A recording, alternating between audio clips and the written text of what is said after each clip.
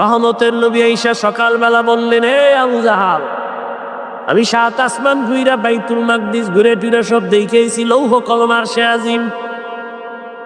আবু জাহিল্লা পাগল হয়, মিথ্যা কথা মানি না। দৌড়াইয়া গেল, সাথে দেখা আবু বকর।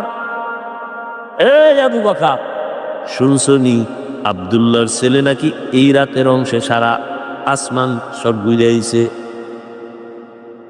এটা কেমনে হইল? সম্ভব? আবু বকর সিদ্দিক রাদিয়াল্লাহু তাআলা আনহু বললেন, এটা কে বলছে? কয় আব্দুল্লাহর ছেলে মুহাম্মদ বলছে। সত্যি? হ্যাঁ সত্যি। সত্যি? বলে হ্যাঁ। আমি মেনে নিলাম,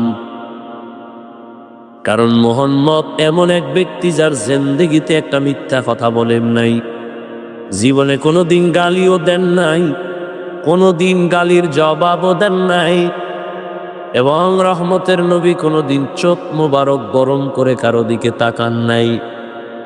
এরে নবীর উম্মত আশিক, রহমতের নবীকে আল্লাহ মুমিনের ঈমান মজবুত করায় রাতের বেলা করায় দিলেন।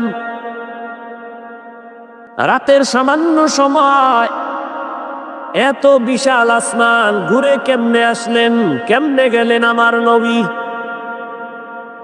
আল্লাহ